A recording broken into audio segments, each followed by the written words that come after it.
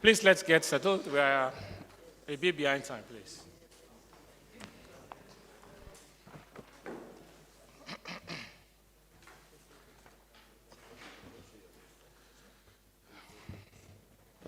Honorable Minister of Education, Mallam Adamu Adamu, Honorable Minister of State, Permanent Secretary, Minister of Education, other members of the Minister's delegation, Chairman, Presidential Communication Team,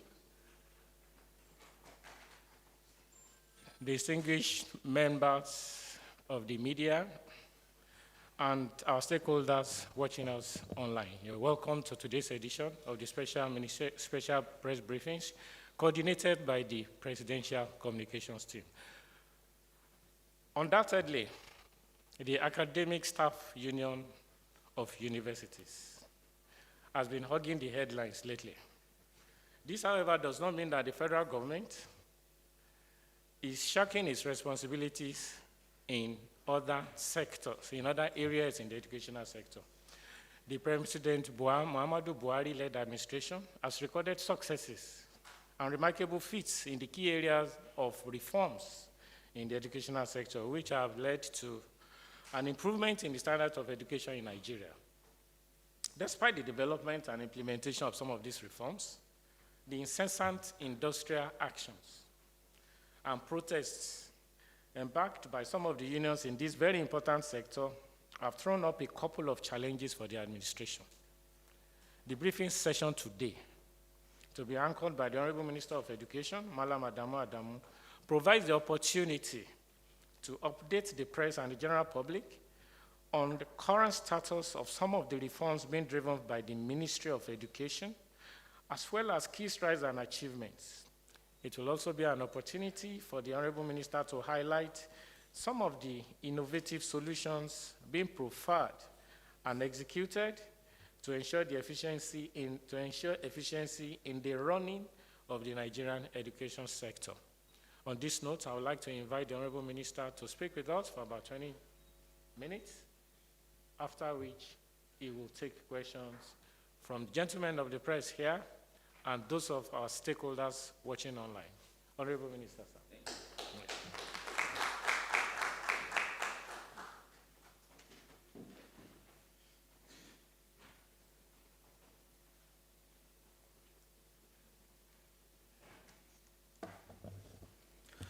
Presidential Spokesman, Madam Garba Shehu, Honorable Minister of State Education, good luck up here. Gentlemen of the press, good morning. This is the first time I'm here. I don't know whether in my long absences, my former Minister of State had come here to do this. So probably this is the first time the Minister of Education is coming here. When we came into office in 2015, gentlemen, we had a clear idea of what we wanted to do for the country.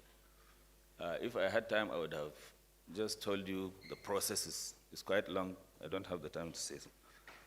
But we articulated a blueprint, which we call Education for Change, a ministerial strategic plan, and we launched this in 2016. The plan is anchored on 10 pillars. At the end of the first 4 years of this administration, I gave a press briefing titled Our Stewardship in the Last 4 Years. I believe our press section has copies for journalists. In 2020, I gave my annual ministerial briefing, and copies are also here for you. Similarly, we had in 2021, and copies of that one are also here. So what we are doing today is just to update what we have been updating you regularly. And this will cover the last 8 months from today, 8 months backwards. The update is anchored on 7 thematic areas, namely education policy, data, and planning. B, infrastructural development. C, service delivery. D, human capital development. E, access to quality education. F, what we have done with regard to job creation. and G, industrial relations within the sector. So let me start with education policy, data, and planning. It is the policy of the federal government that every state of the federation should have at least one federal university, one federal polytechnic, and one college of education.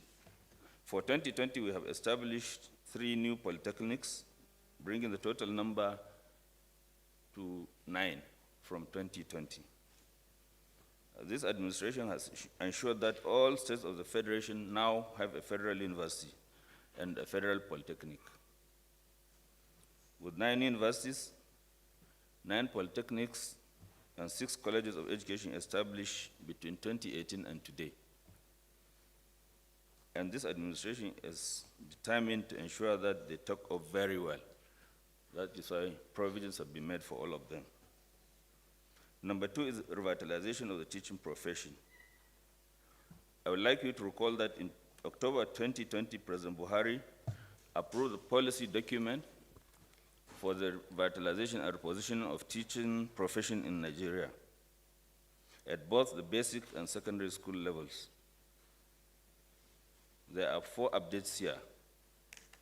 The policy is now an act of the National Assembly. We thank God that it has become law. The elongation of years of service has now been implemented. This was recently done by the Office of the Head of Service and the Ministry. Provision has been made in 2022 budget for bursary allowances for deserving students in education courses around the country in our universities.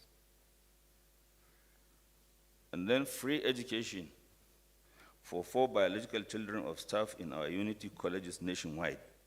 Ladies and gentlemen, this is part of the packages that will make people take to teaching. This is part of the assistance government is giving teachers. Relevant departments are already working on modalities for including this in the 2023 budget. Take-off of Senior Secondary School Education Commission.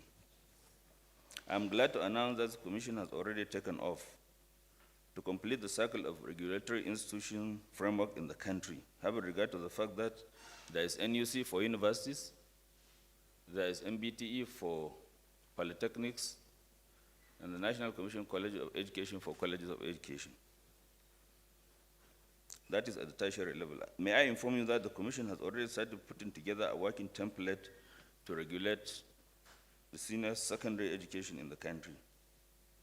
And we are doing this in consultation with states, because constitutionally, I think the secondary education is under the purview of states. And if federal government adopts this, we need to cajole them into accepting it.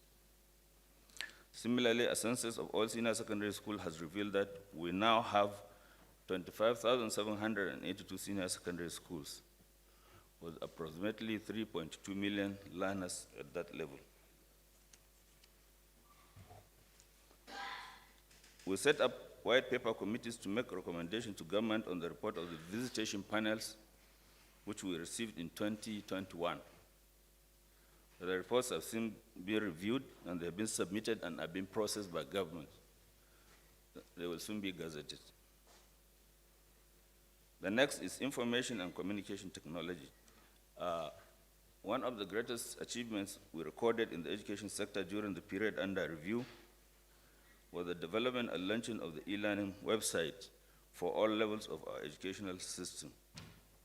I would therefore like to use this opportunity to direct all regulatory agencies in the sector to ensure that all educational institutions under their purview interface with the ICT department in the ministry in order to develop and deploy relevant content on the website. Apart from ease of access, this will also ensure that teaching and learning will continue seamlessly even in the face of a pandemic or future strike or any disaster that will affect our education system. During the COVID-19 pandemic, disruption to learning was greatly reduced with the rollout of 3 e-learning packages. Number 1 is Inspire for Learners. Number 2, Ignite for Education. And number 3, Nigeria Learning Passport.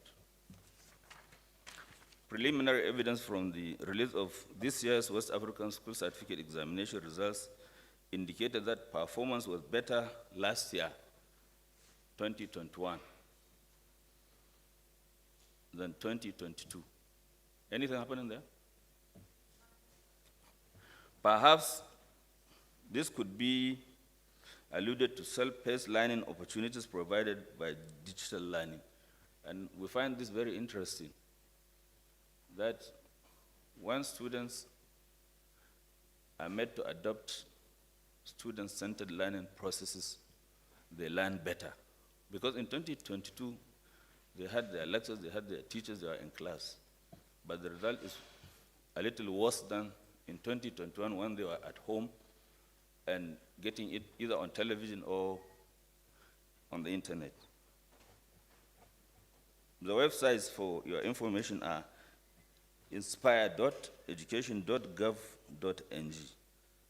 And the other one is ignite.education.gov.ng, in case you want to see what is happening there.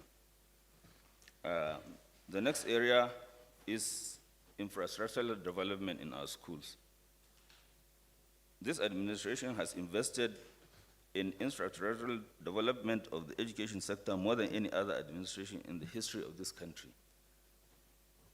It is on record that Tertiary Education Test Fund,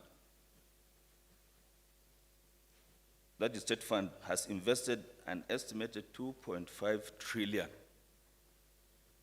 in tertiary education in the last 10 years. Even though this is an intervention, I just want you to note that it has exceeded even the 1.3 trillion that ASUU has been asking.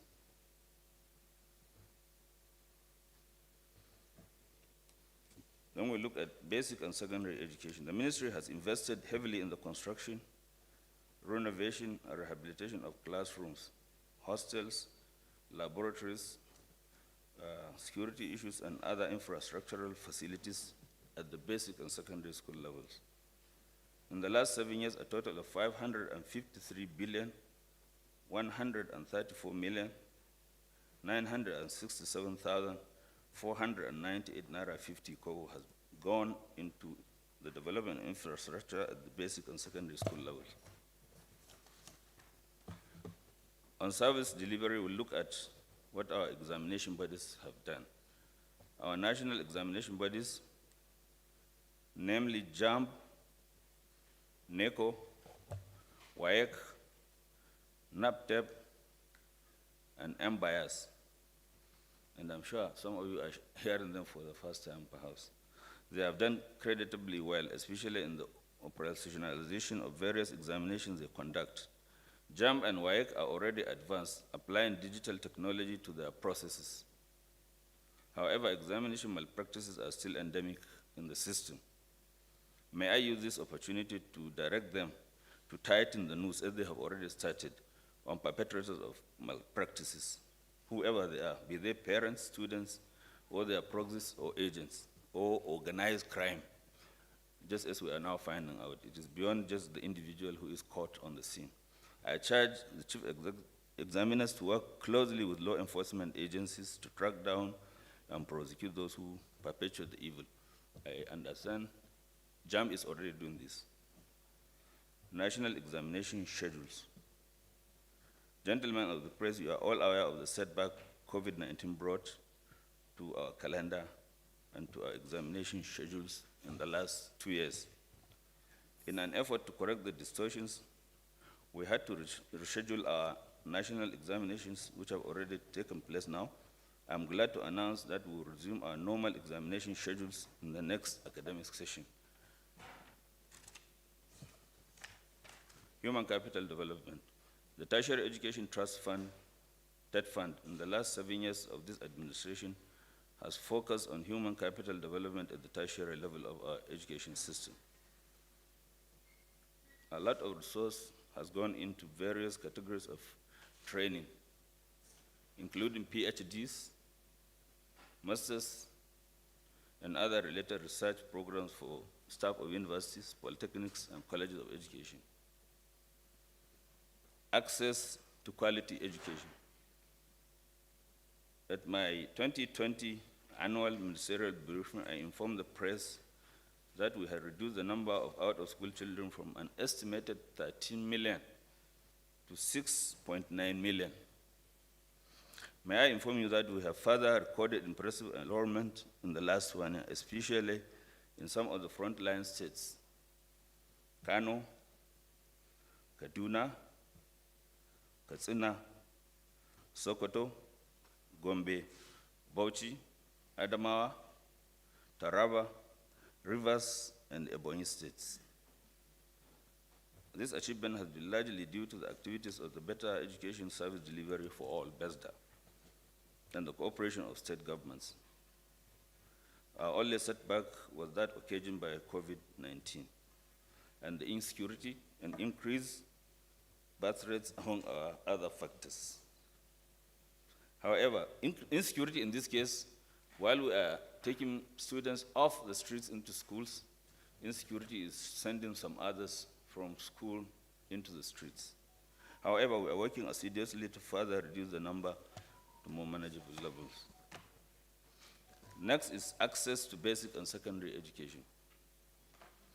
In order to expand and guarantee access to quality basic and secondary education, we have established additional 6 federal science and technical colleges across the 6 geopolitical zones in the country, bringing the number of unity colleges from 104 in 2015 to 110 now. And we have increased the total carrying capacity of our unity colleges within the period, that is from 2014, when it was 161,274, to date, when it is 177,274 now. The process of establishing 5 new federal science and technical colleges has already commenced. Then access to tertiary education. At the inception of the administration in 2015, Nigeria had 40 federal universities.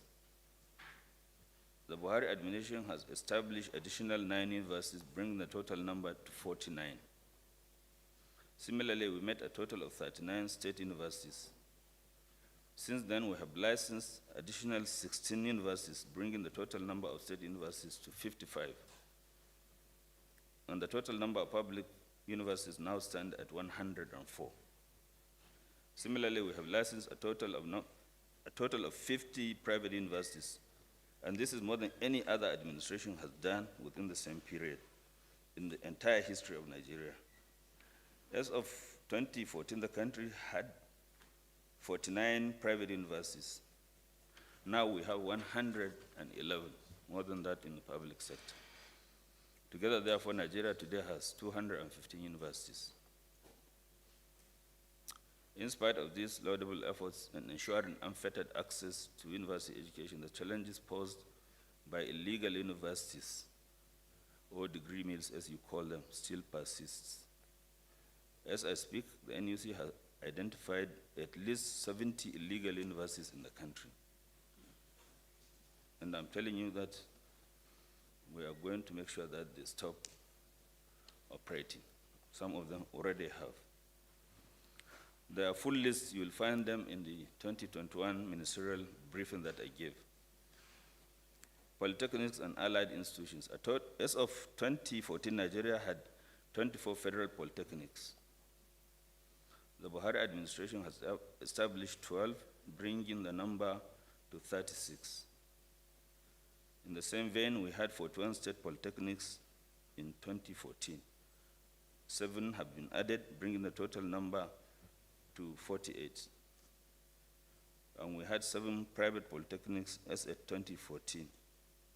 This administration has licensed 41 private polytechnics, bringing the number to 48. In terms of carrying capacity, federal polytechnics had 60,800 students in 2014. Today we have 63,700. And the carrying capacity of state polytechnics stood at 52,480 in 2014.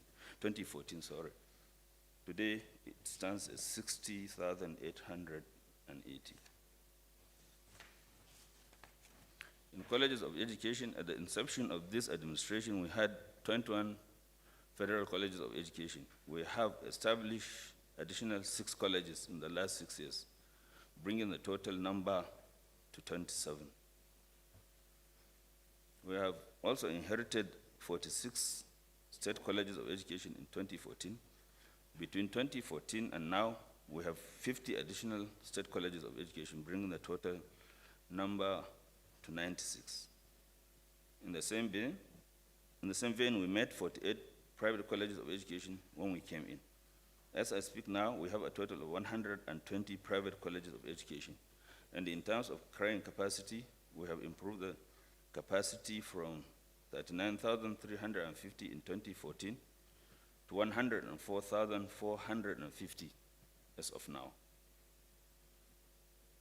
The carrying capacity of state colleges of education has also moved from 153,490 in 2014 to 405,132. Put together, the carrying capacity of private and public colleges of education now stands at 509,582. The challenges of illegal colleges of education is as great as that of illegal universities. We have also identified an alarming number of illegal colleges of education, totaling 125. The National Commission for Colleges of Education has written their proprietors to shut them down, and they have followed with action. I hope in my next briefing, monthly briefing, I'll be able to tell you that they have all closed down. And all that we have done in all sectors has created a lot of great many jobs. In the tertiary institutions, the establishment of additional universities, polytechnics, colleges of education, and allied institutions has led to massive job creation in both the public and private sectors of the education sector. Over 20,000 direct jobs made up of academic and non-academic staff have been created in the tertiary institutions alone. Then the National Senior Secondary Education Commission and the technical colleges. Similarly, the establishment and take-off of the Nigerian Senior Secondary Education Commission, the 6 federal science and technical colleges have also created thousands of job opportunities for Nigerians. There are what we call PTA teachers. In some of our schools where there are shortages, the parents will get together and employ some. From time to time, the ministry will advise the Public Service Commission, and these are absorbed. So far, we have absorbed about 1,500 PTA teachers across our unity colleges. Skills acquisition centers. With the planned official launch of the Innovation Development and Effectiveness in the Acquisition of Skills, the IDEAS project, in the coming days, it is my sincere hope that more direct jobs will be created for training young people in order to acquire skills to further expand the job opportunities. All the geopolitical zones in the country will benefit from this collaboration with the World Bank. Industrial relations. In the basic and secondary school sector, let me use this opportunity to commend our teachers for their patience, for their resilience, and for their patriotism, particularly for not going on any strike since 2015, when this administration came into office. On our part, the government will reciprocate this gesture by ensuring an accelerated implementation of the teacher revitalization program, as well as regular payment of teachers' salaries. May I add that without any strike, government intervention in the 110 unity colleges has turned these schools into centers of excellence. We can do it without any strike, no doubt. Strikes are a huge distraction, doing no one any good. They neither do the government, nor the students, nor even the staff who are on strike any good. In the tertiary education, unions in the tertiary education in the country, especially the academic staff union of universities, have engaged in recurring and avoidable strikes that have crippled the university system. This is in spite of the huge investments of over 2.5 trillion made in the tertiary institutions by TET Fund alone. Common knowledge is many Nigerians may not know that the federal government is paying the salaries of every staff in its tertiary institutions, academic and non-academic, while these institutions are still in full control of the internally generated revenues that they themselves make. Just recently, we inaugurated a committee to negotiate the 2009 agreement with the Academic Staff Union of Universities and other related unions in the tertiary institutions. We are doing everything humanly possible to conclude on the negotiations. It is our hope that the outcome of these negotiations will bring lasting industrial peace to our campuses. In the meantime, I'm sure that the current efforts would yield desired results and return our children back to school.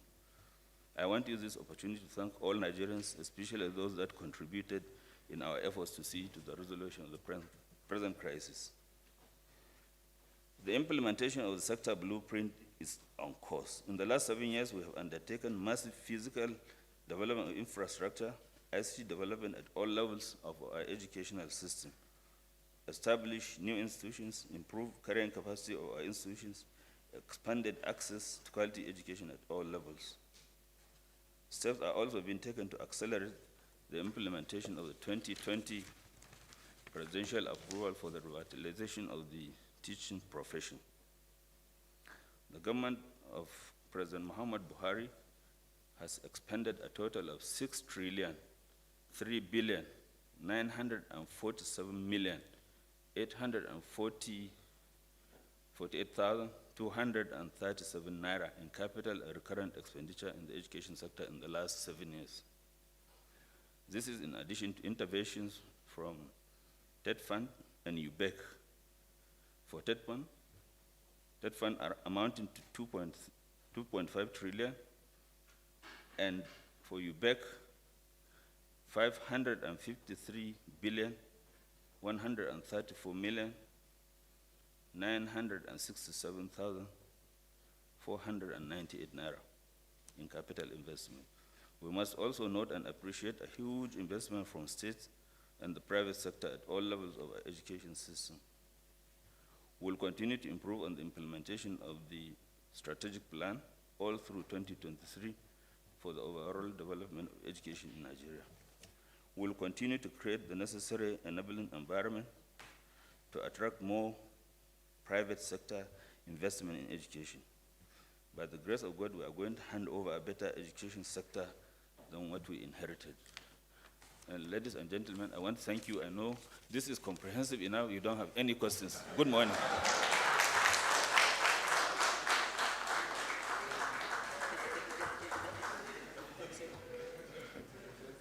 Thank you very much, Honorable Minister.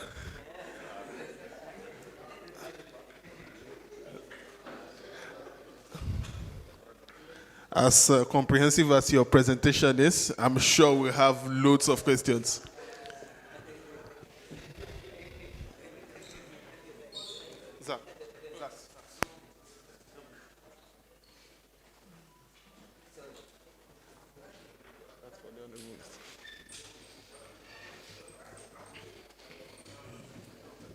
Don't worry, it's okay, it's okay. Don't worry. Okay, while we settle down, Timothy, your hand is up already. So we'll take the questions the way we normally do. First batch of 4, another batch of 4 if there is any need. So I'll start with the first batch of 4.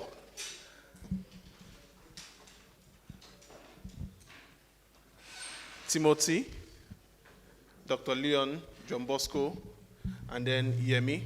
The 2 other people there have noted you, and we'll take that for the next set. I'm coming to that place.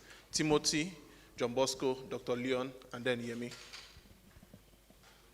Thank you, Honorable Minister. My name is Timothy Choji. I report for Voice of Nigeria. I want to find out from you whether ISWAP and Boko Haram are actually achieving their aims, because they started by saying they don't like anything Western education.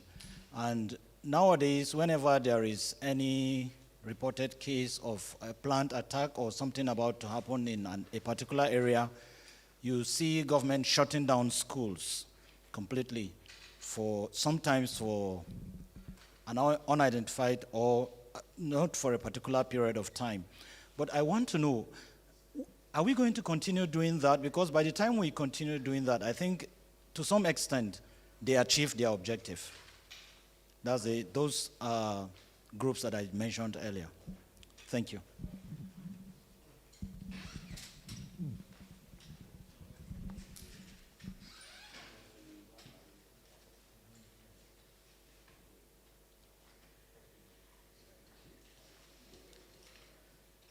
Honorable Minister, sir, my name is John Bosco Abakuru. I write for Vanguard. Sir, in your last words, you said, by the grace of God, you are going to hand over a better education than you made it when you are going out. But sir, Nigerians are wondering whether those in charge of education are alive to their responsibilities. On February 14 this year, the universities, public universities went on strike and were followed by non-teaching staff over issues ranging from revitalization fund, end allowance, then ASUU calls its own end academic allowance, renegotiation of 2009 agreement, then the problem they are encountering in the payment platform, that is IPPIS. So I want to find out, some weeks ago, the Senior Special Assistant to the President on Media and Publicity, Mallam Adamu Adamu, wrote a statement that you assured the promise to take over the negotiation with the unions and resolve and report back within 2 to 3 weeks. And Nigerians expected that by now, maybe the crisis would have been resolved. 4 weeks after, nothing has been done. And ASUU is claiming, sir, that the federal government has approved UTAS. And we do know also that on Friday, the NIMI BRICS committee is going to meet with SANU, Senior Staff Association of Nigerian Universities. So I want to find out, does it not worry you that 6 months, the universities are closed down, public universities? Then, what efforts? You have told us that you are making efforts to ensure that it is resolved. What effort, what concrete effort, based on your promise, have you made to ensure that this crisis is resolved? And has UTAS been adopted by the federal government?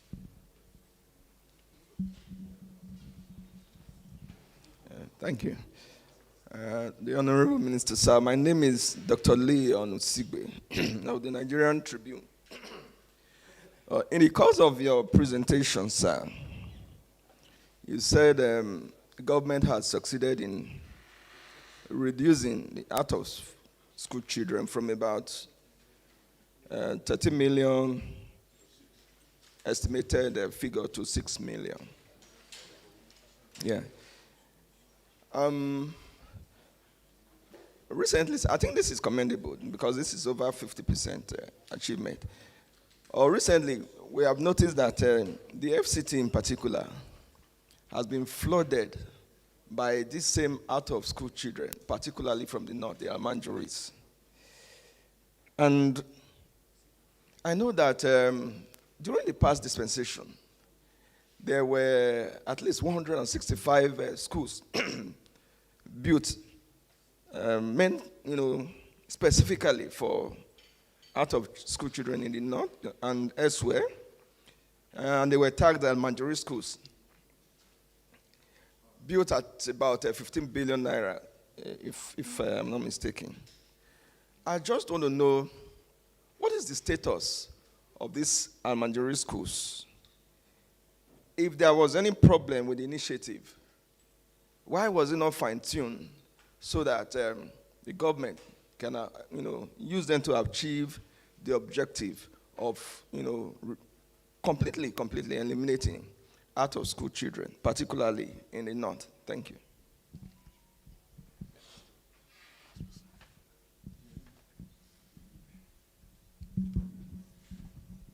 Honorable Minister, sir, my name is Yemi Adebayo from AIT. I just have one question for you because the ASUU issue has been raised already. I want to find out from you if you've been to federal colleges in the country to look at the infrastructure there, because a few days ago, comments by the Yabatech rector, he was talking about the issue of the dilapidated structures in the federal colleges in the country. I want to find out what are you doing in respect of this.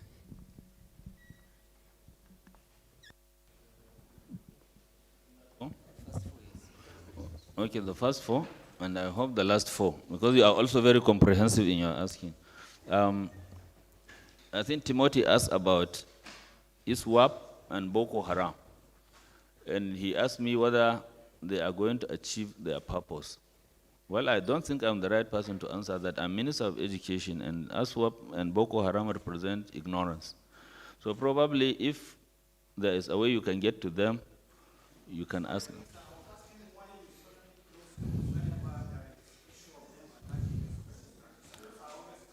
Yes. Okay, I understand. But I think probably the closure, I think we closed only one school initially in Kwali, because there were some activities of bandits just around the school.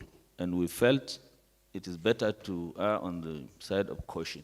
And we transferred the males to Apo Federal Government College and the females to Buari.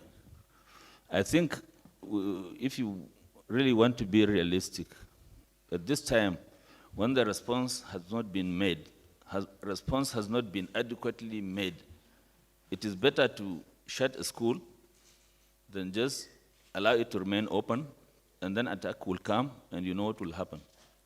So I think Ministry of Education is working with the security forces and the entire government machinery.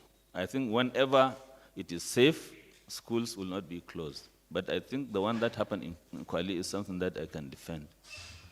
Thank you. I said by the grace of God, and you are asking public universities, IPs, I think there are so many questions. Let me start with the last one you repeated, whether the government has approved UTAS. Government has not approved UTAS. What I know the last on this issue is a committee has worked and tested all the three platforms, IPPIS, UTAS, U3PS. And the preliminary result shows that these two new ones are better than IPs in so many respects. But the decision of government will depend on what ultimately is given in the report that is being readied now.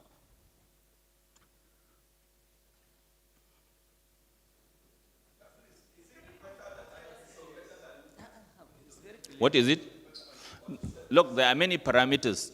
The technical people, the IT people tested these three platforms. The only one I can remember is stress tests. There are many, many tests, and there are scores given. And on balance, you find that U3PS and UTAS outscored IPs. That's clear enough? Okay. Well, let me ask John, has this answered your question? Okay. Okay. Huh?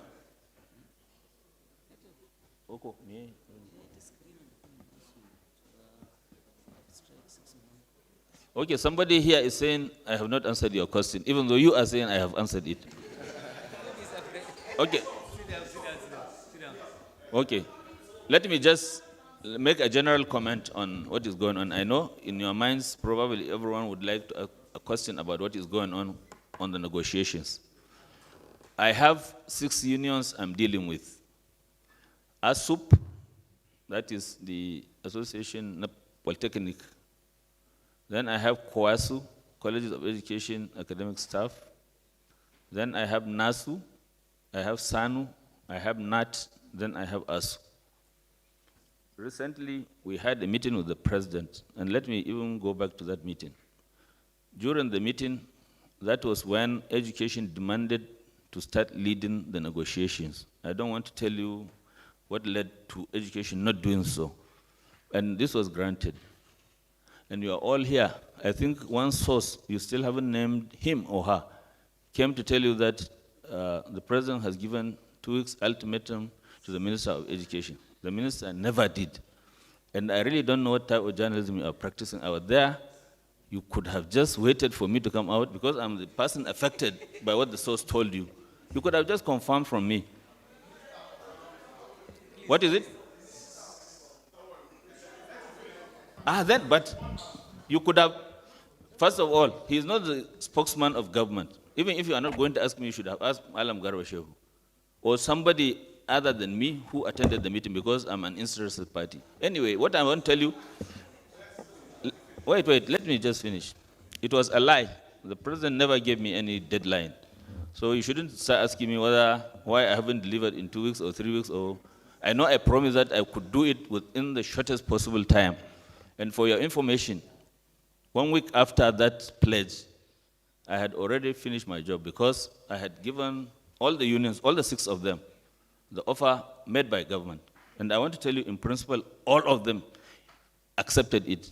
The only exception was ASUU that gave me 2 other conditions, which I told them there, this will not be acceptable to government. But I had to report back, and it was turned down.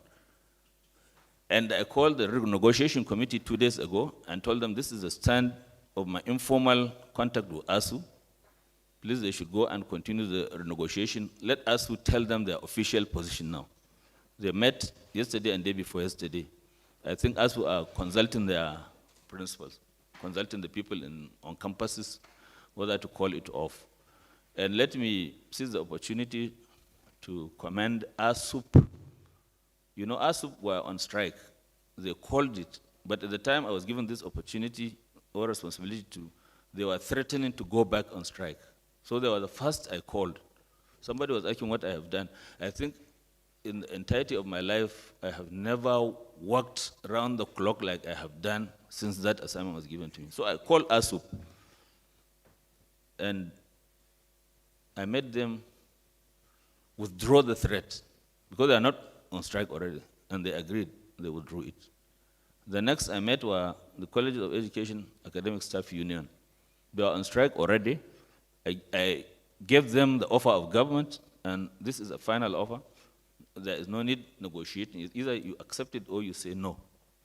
And they accepted it, but you know the mechanism of acceptance, it is not that they will just tell me, okay, the strike is called off. They have to go and tell their unions. And that is what is happening with NASU. I met NASU, I met SANU, and they have accepted, but they need time to go and tell their unions, and that is what they are doing. Yesterday night, I think I left the office around 9 o'clock. The last group I met was NAT, and it is the same. So I can tell you within the next 1 week,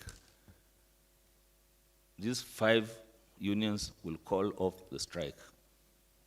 But I cannot say the same for us because, and let me just tell you what they are asking is, they can accept this if the federal government will agree to pay the salary for the month they have not worked.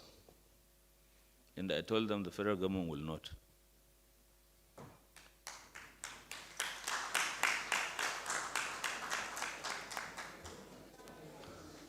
I'm very happy that journalists did not clap because I don't want you to be on the side of government, or you should be impartial umpires.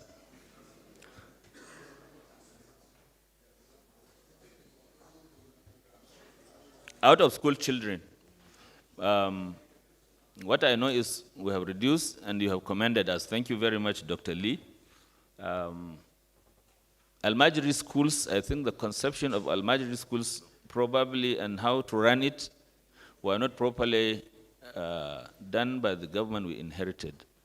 But I know now, right now, they are being incorporated into our schools. What did you say about FCT, Dr. Lee? Especially around the satellites. More Almanjaris have been noticed recently. Yes, you know. Especially around the satellite time. I was just wondering whether this could not be, taken into those kind of schools. I think it is not a question for the federal government, for the Federal Ministry of Education. Ministry of Education has provided this, and as I told you, there are now about 6 million out of school, probably some of them who are trooping here. But certainly there should be government policy to stop the movement of Almajiri, or Almajiri as they are called in Hausa, anywhere. I think provision should be made for instructing them where they are.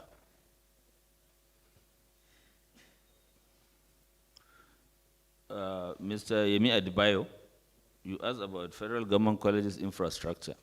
Actually, infrastructure in the entire country when Buhari came into power was either dilapidated or dilapidated. And I think we have spent the last 7 years trying to do the best that we can to arrest the situation. So probably the situation is so much. Probably the universities, the schools we visited, the work that is being done, you have not seen, but this government has done more than any government.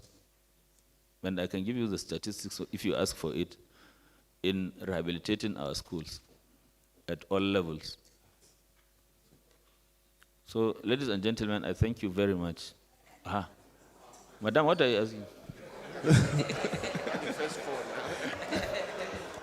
Hold on. Yes. I know there's still other unanswered questions.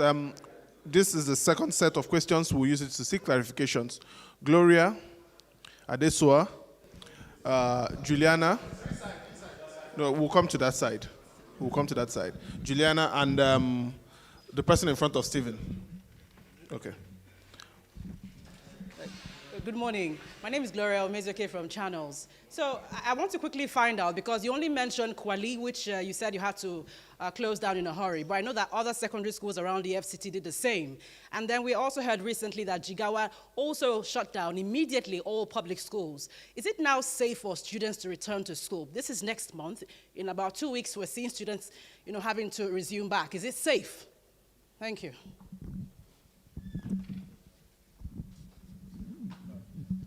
Good morning, Honorable Minister. Good morning, everybody. I just want clarification. One, when you say 6 million children out of school, just May this year, the United Nations Children's Fund, UNICEF, says the out-of-school children in Nigeria actually surpasses the number of last year. They are putting it way over 10 million, so I need clarification on that. And sorry to take you back to ASUU negotiations, but this industrial action in the education sector have become as constant as the rains. Is there anything in this round of negotiations by this administration that is likely to put an end to the issues of funding and, this issues we have in the tertiary education sector in Nigeria? Thank you. Good morning, Honorable Minister. My name is Juliana Taiwo Balonya of the Sun newspapers. I would like to know how the students in the universities will be compensated, because they are the worst hit in this whole matter. That's one. Then two, JAM has been taking,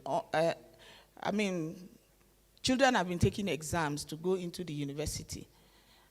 I don't know how many times they've already taken the exams and they are ready to go into the university. How prepared? What is there for them? Should this exceed this year? What is there for them?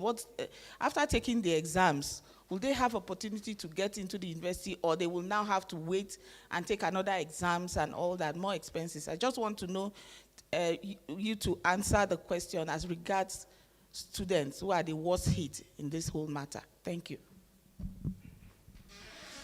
Good morning, Honorable Minister. My name is Umar Aliu from Code Radio International. My question is on National Commission for Nomadic Education, sir.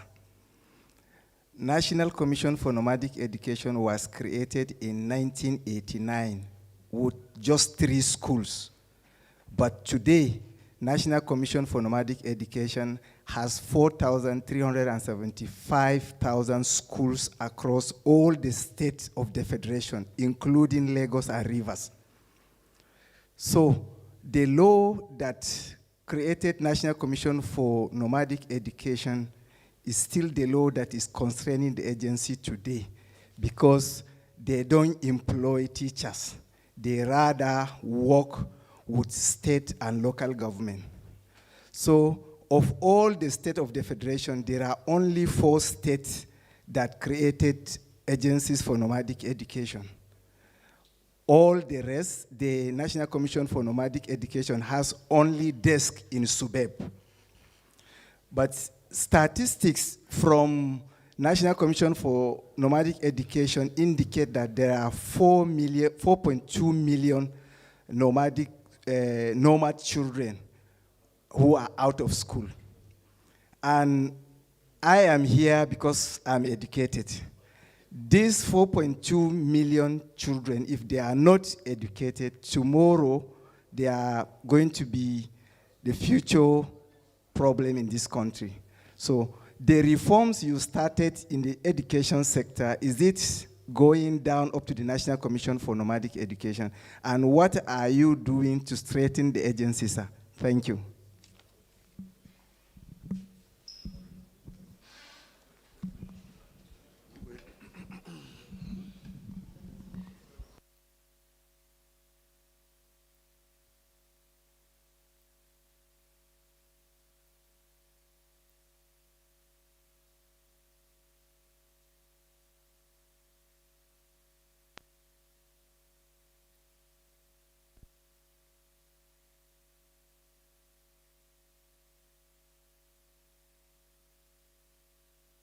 Let me apologize. I thought you had only asked 3 questions, so I must have missed one. I know one from Channel, and one Miss Juliana, and then one Umar Ali.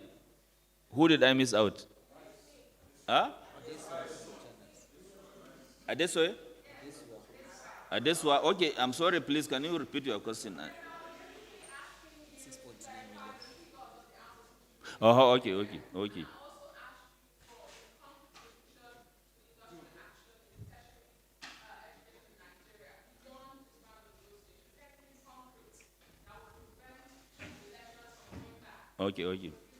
Okay. Let me start with you then.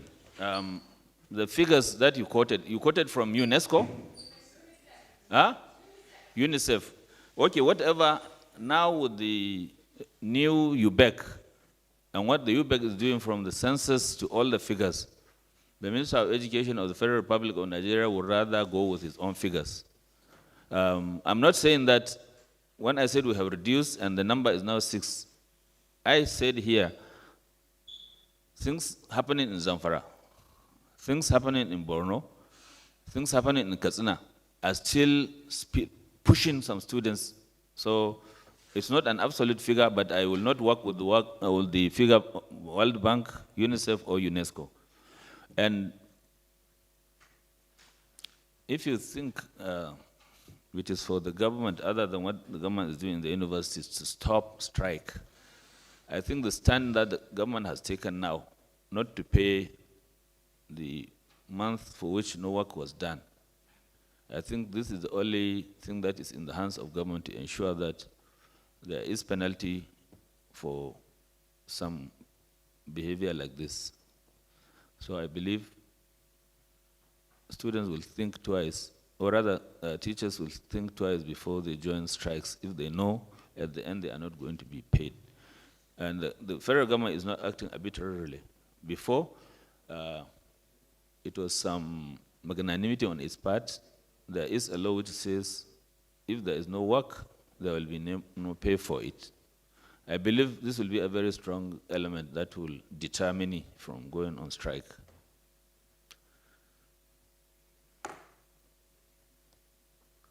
The questioner from Channel asked whether it is now safe to resume. Is that what you're asking? Secondary schools, federal government secondary school, or secondary schools in states?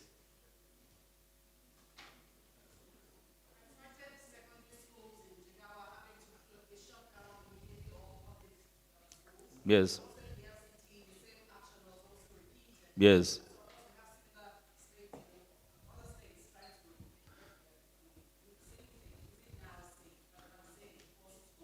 Yes. Madam, the safety of a particular situation cannot be generalized. If people in Jigawa find that it is not safe, Probably somebody in Kano is finding it safe. So I think it is for the governments to decide whether it is safe for their schools to open. And here in the FCT, my first question will answer whatever concern you will have. If immediately you find that the situation is the available personnel, security personnel on the campuses cannot handle it, and you don't feel there will be rapid enough response to come and tackle them before they attack, I think closing a school is a reasonable option to my mind.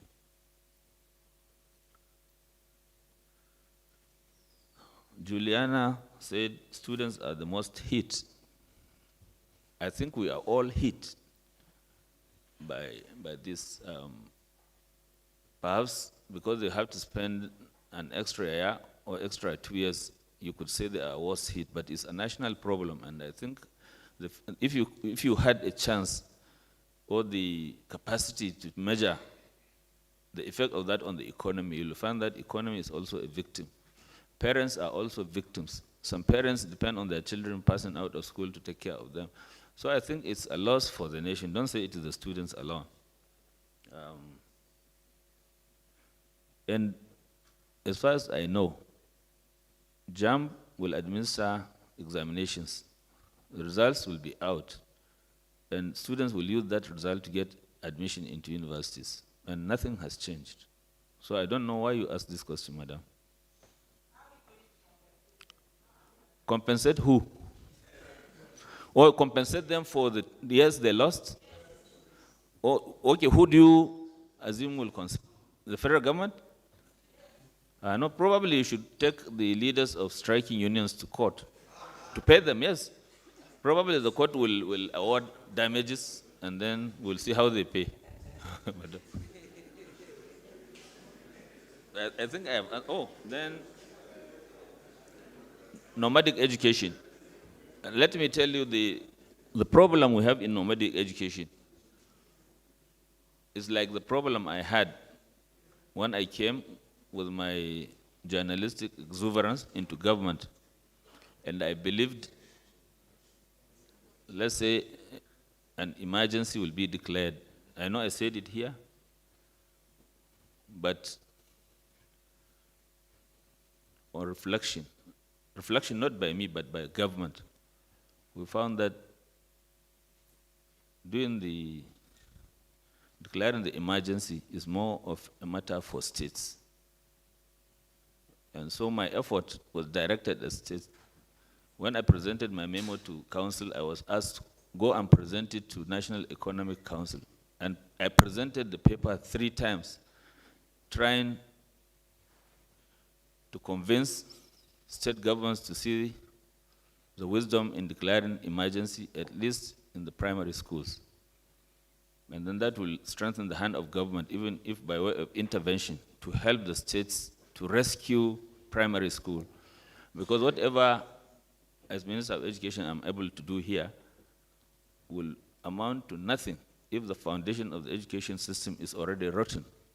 The way our primary schools are, and I would like to say this about governors, especially in the northern states, it is as if they are looking for power to destroy education at the primary school level. Except for few. I don't think there is any governor who has any good story to say about primary education. And nomadic education, the federal government is only making intervention. So unless we have full cooperation from the states, I think achieving the objectives of nomadic education will take a long time to come. I hope states will change their attitude. Thank you. It's more than enough. Or the online questions? Online. Just 2. May I crave your indulgence, Honorable Minister and Acting Chairman? Just 2 online questions. And also like to inform us, I'm coming to that all the information and as well as all the figures that the Honorable Minister has mentioned are in the packs that the Honorable Minister brought, so we'll be able to share it to everyone so that you have the numbers and also have transcripts of all the previous ministerial press briefings that the Honorable Minister has granted. We'll take, I think, just 2 more from here and then 2 more online, and then we'll hand over. No, this side, you haven't asked them. Yes, this side. We're moving to this side. I think all the radicals. We're are moving here, to this please. side, please. Okay, yourself and any other person there? Okay, Emmanuel Anule. And after that, we'll take the online, and then that's it for today, please. Good morning, Honorable Minister. My name is Chijoke Okorokwa. I report for the News Agency of Nigeria. In 2015, 4 colleges of education, that is Alvaniko College of Federal College of Education, Owerri, Federal College of Education, Kano, and 2 others, were upgraded to the status of Federal Universities of Education. Now, when the present administration came in its discretion, it stayed action on the implementation of that upgrade. Now that the administration is winding down, what is the fate of these colleges? That's my question.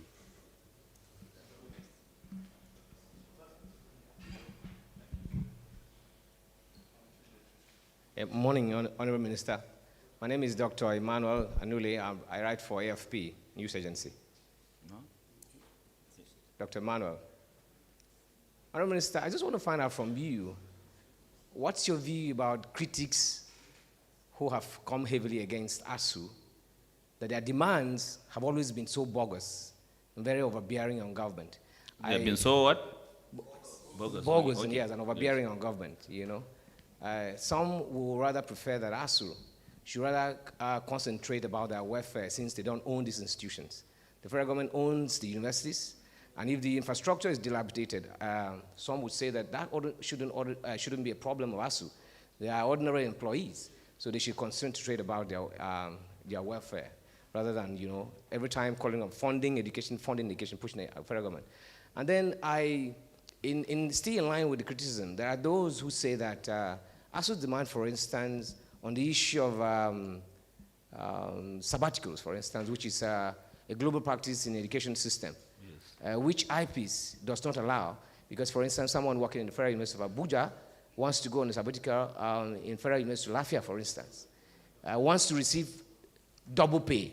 What the federal government says one employee cannot be paid twice. Do you really also agree, really agree with those who criticize ASUU on this ground? Bearing in mind this hope that you have raised, that in the next 1 week, we are likely to see this strike called off. You said, okay, I thought you said generally this strike. Okay, good. So if that is not so, maybe I didn't listen, I didn't hear you that well. If that is not so, if that is not so, do you agree with those who criticize ASUU to say that all of these their demands are too overbearing on the federal government? Thank you. You said two. No, just the one. We have incidentally, we have a lot of comments online. I think this is the highest comments and also tune-ins we've had since we started the State House briefing. And most of them are from students, and the general clamor is, please, we want this strike to end. And then a student here asks, if ASUU should collect their 5 months salary, then students should get their 5.0 CGPA automatically.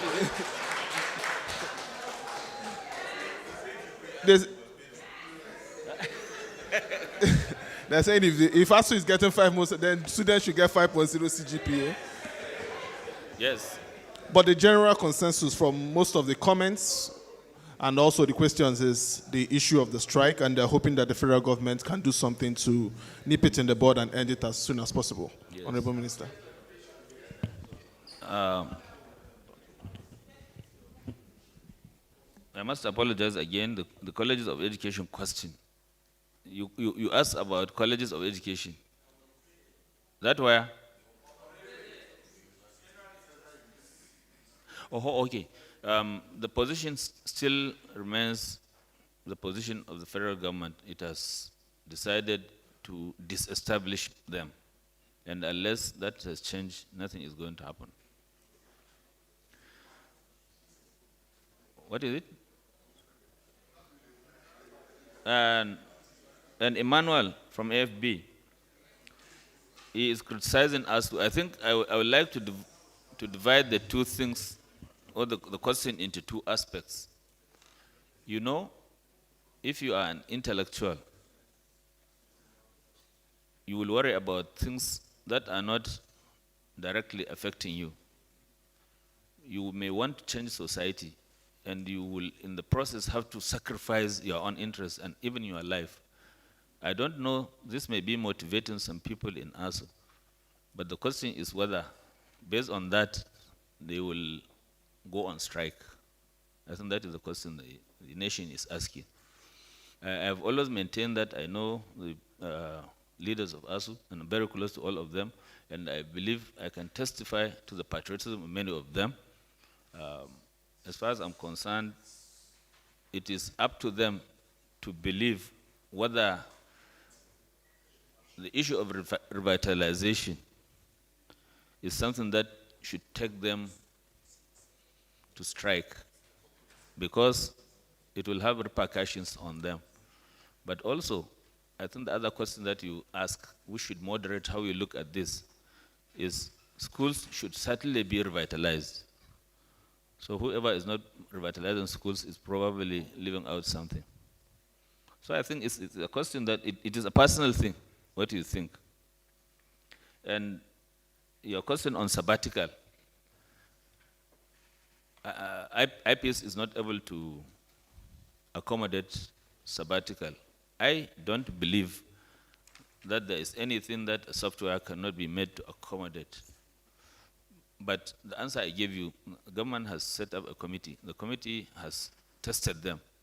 So without preempting the government, I think I can tell you that the next platform will probably be a combination of the both, or the best aspect of all these three.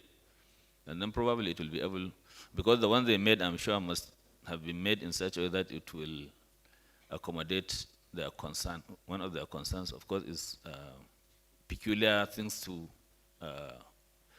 the campuses, and one of them is sabbatical leave. I do believe it depends on the expertise of the computer programmer or scientist or software developer to accommodate whatever. I do believe you can accommodate whatever you want to accommodate. Even if it will recognize sabbatical as double salary, I think you can name it something, salary plus or something. Hmm? Yeah. Okay.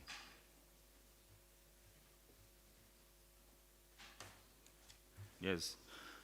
So I believe whatever is going to come out, ASUU will have at least a different IPPS, depending on what the government receives of the report that it's going to get.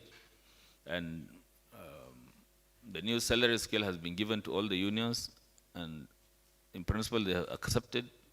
But as they told me, their processes, they need to consult their principals, that is their campuses. So right now I believe all the campuses, especially of SANU and NASU, they are considering this, and I'm going to meet some of them tomorrow. I believe by the end of tomorrow, probably they will be in a position to call it off. But as I told you, ASUU is resisting because of their demand that the salary should be paid. But even them, they are meeting the renegotiation committee, the so-called BRICS committee, I think tomorrow, to state their official position. Thank you very much.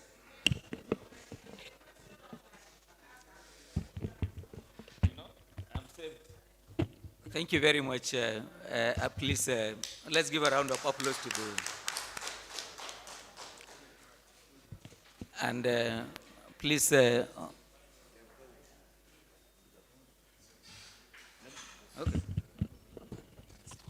Okay, just one thing that I was reminded. Even the current IPPIS has been made to accommodate sabbatical. I didn't know this. Somebody has just told me.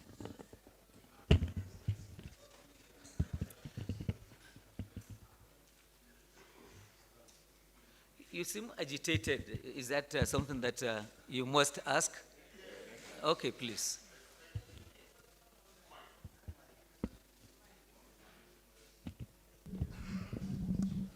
Just to clarify, please, you mentioned that the out-of-school children figure has diminished from 13 million, which of course UNICEF and even the Minister of Humanitarian Affairs said it was 10.5. So now you say it has diminished to 6.9 million. At what point did you begin to calculate this? Who conducted the survey? So we're just properly clarified on that. Thank you.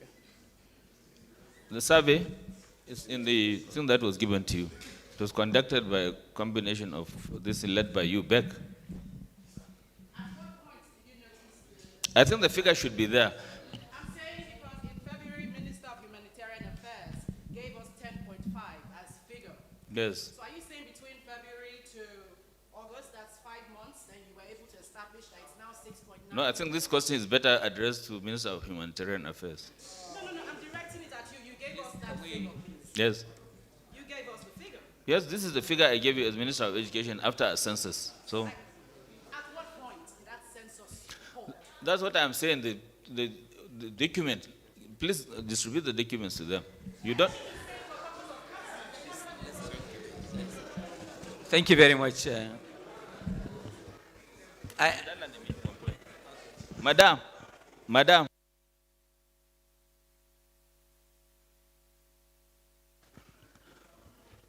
As Minister of Education and even as journalists, I think you shouldn't go about holding figures in your head. One at the click of a button, you will get them. I think our brain should be for something more important. So if I don't know the date is there in the document that is given to you. Thank you very much. I want to, please we are bringing this to a closure. And I want to say a big thank you to the Honorable Minister of Education, Mallam Adamu Adamu, for this fantastic presentation.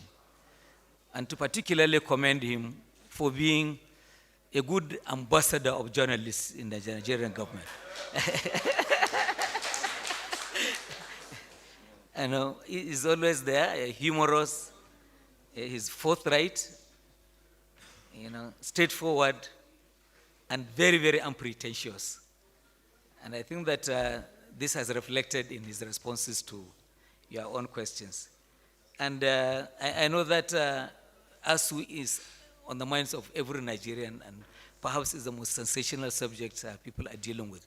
But please also, I want you to be kind enough to pay attention to the enormous details that he has provided, especially on matters of teaching and learning, which have been redefined, redesigned, and greatly improved under this administration.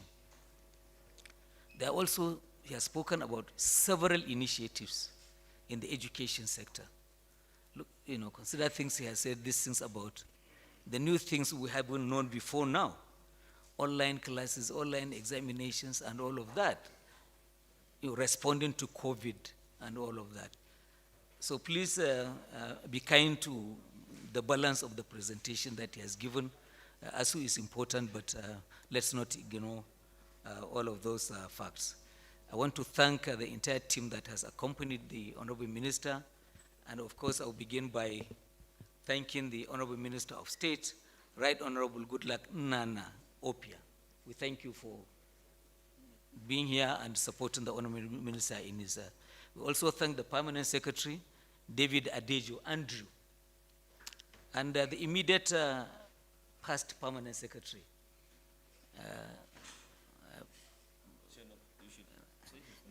No, I know.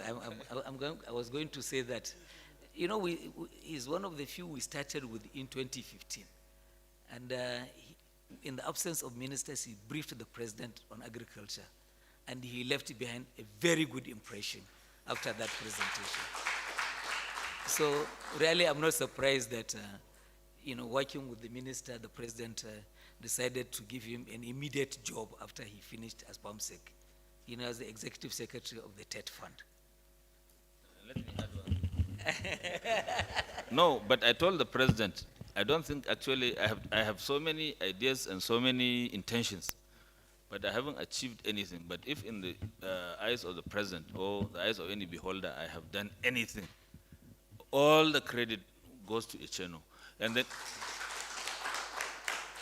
my new PAMSEC, I asked him that he has to beat him. I hope he will do so. But believe me, I really am still like a journalist. But I know I've taken it away from him. I wanted to ask one personal question. Please, I am a journalist. Why is it that I am the most unreported minister? Yes, and I know when I asked some people, they said they have no access, but everyone has access to my office. Whoever comes to my office at any time can see me. So I just wonder why. I thought I should benefit from my professional affiliation with you. And in any case, I don't know. You know, I want to come back, but now I don't know what to do because people will take me up. For instance, in the social media, I see pieces on me, on my articles on ASUU. Whatever I wrote on ASUU, I totally believe it, even now as a minister. Please, why are you taking me? This is not part of the...